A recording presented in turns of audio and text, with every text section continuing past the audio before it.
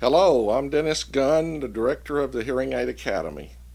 Every dispenser in the hearing aid industry has their way of telling the patient about their hearing loss and what they need to know to be a successful hearing aid user. After 40 years of fitting hearing aids, I found the newborn baby story to be the best way that I've ever heard of getting the patient and the spouse to understand that the patient's hearing loss belongs to them and that they must shoulder the responsibility of the handicap for the remainder of their life. When you present the newborn baby story and you see the light go off and the patient and the spouse understand instantly what this lesson teaches, you will see miracles happen. This is why I'm giving this precious tool to you to use and adapt it to your personality. The stronger you can make the message, the better it will work. Let's begin. I assume your receptionist should have made the appointment with the spouse, promising to be there with the patient or a third party. If your telephone person cannot get a spouse or third party to be at the appointment, then fire them and replace them with someone who can. The receptionist who answers the phone and makes appointments is the most important person in the office. Appointments with the spouse or third party are 70% more likely to purchase than patients with the spouse or third party not there. I am assuming that you have read the forms that were filled out by the spouse and the patient. Any questions that were not answered should be asked and recorded by you. I am also assuming that you have looked over into the patient's ears with your video otoscope and removed any impacted wax if it's allowed in your state. In some states where it is not allowed, you should have a nurse under a doctor's supervision who you know and respect for knowing how to remove impacted wax that you can refer to anytime and get your patient back in a short period of time. You should have visited with the patient and the spouse or third party and they are comfortable with you. Remember the overview of the information and the video otoscope exam that everything is serious. No joking or light jokes until the patient is fitted and can hear what you're saying, or they may think you're talking about them and get mad or mistrust you. After the hearing exam and demonstrator hearing aids are programmed and fitted to the patient. During this time, you do not talk to the spouse or patient, and just do what you need to do to get the audiogram into NOAA and the instruments programmed and hung on the ears of the patient as fast as possible. When this is finished and you are satisfied that everything is okay, ask the spouse or third party to talk to the patient and tell the patient that you love them, since they have not heard this in a long time. Then smile and show both the spouse and the patient that you're kidding. Then ask the patient, "Do you hear me now?"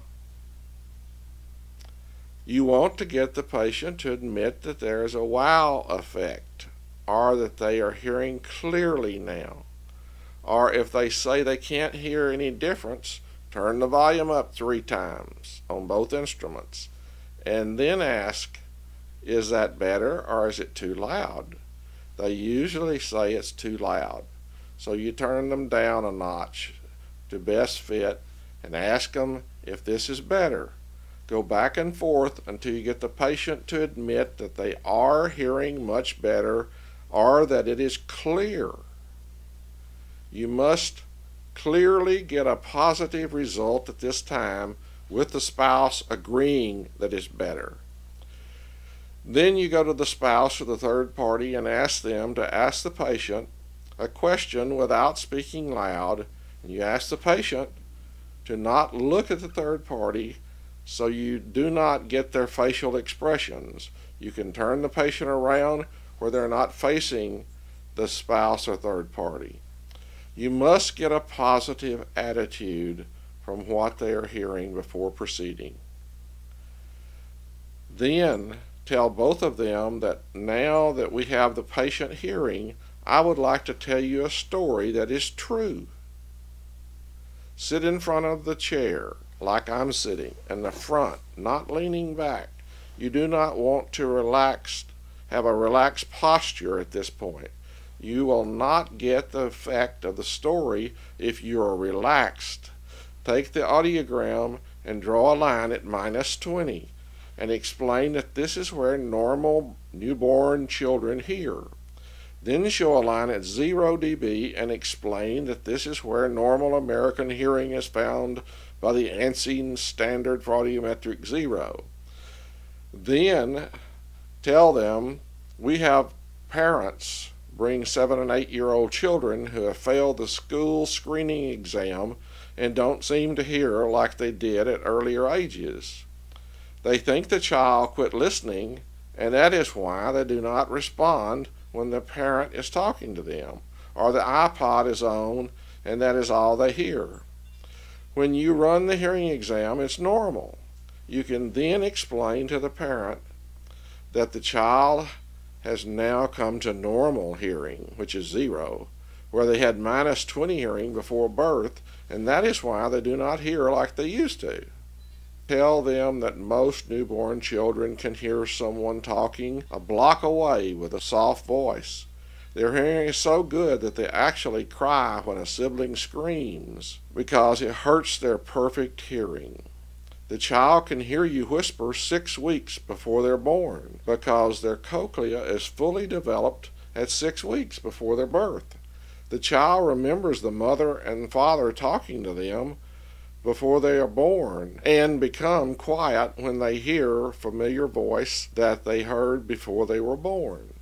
Now you can see how good the child hears, but have you noticed that most children cannot talk for 9 months when they begin saying mama, dada? I've asked mothers how old their child is and what is their vocabulary for many years, and they usually say only a few words. Why is this? It is because the brain has to be programmed to know what sounds they hear and what they mean. They progress into the 2nd year and in general add a few more words and start putting sentences together. Now this is with perfect hearing. It takes time for the brain to understand and for the child to start talking. So we hear with the brain. The ear is just a device that converts mechanical energy to electrical energy and sends it to the brain for translating. During the 3rd year, the child talks all the time and is fully involved in communicating with the family. They hear so well and enjoy listening to themselves that you actually want them to shut up. Now your hearing has come to this point, showing them the audiogram, and you ask the patient, do you think you can learn to hear again as fast as a newborn child? No, I don't think you can. It will probably take you at least as long to hear with your deteriorated hearing as a newborn child, and I doubt if you can learn to hear as fast as a newborn child. It usually takes 3 hours to begin hearing better with the new hearing aids that we just put on you, as the brain is beginning to hear and know little things that you have been missing. However, you're hearing better now, aren't you? Are the hearing aids too loud, too soft, or just right? Just checking. In the next week, talking to the patient, you need to write down daily what you're experiencing and come in next week for a visit where we can talk about your experiences. We will make minor adjustments or send you home for another week of learning to hear again. After the first 3 weekly visits are completed, and then go to 1 visit a month, your hearing will continue to improve as your brain remembers those sounds that you have not heard for years, especially the P's, T's, S's, TH, and SH. Those are silent, and they're consonants, and cannot be heard without amplification with your high-frequency hearing loss. The time needed is dependent on your hearing loss, but you may never hear as well as a newborn baby with -20 hearing. Now I want you to remember this, because I'm going to ask you, do you remember the newborn baby story the next time you come in for an adjustment? If you say you don't remember the newborn baby story, I will have to tell it to you again because you must remember that it takes time and patience and working with us to get the very best results from the use of your new hearing instruments. Now, this can be the end of your presentation, and you can go into the fitting of the hearing aid and how they put it on and all other things that you want to do as you're selling them. It's all depending on how convincing you were in the presentation. The newborn baby story usually does not help a patient who has been wearing hearing aids for many years, as they've heard many different dispensers tell the story that they thought was good, and they are skeptical of any new ideas. Now, what does the newborn baby story do for you as a dispenser? Number one, it teaches the patient the process that one goes through in learning to hear consonants again.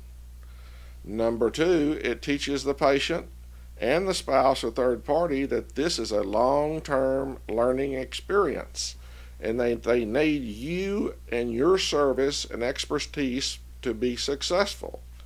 It explains, number three, it explains that you, their specialist, are going to get rid of unwanted sounds because listening to you tell of your experiences, that you will fix any problem that may arise from your many fittings and professional knowledge.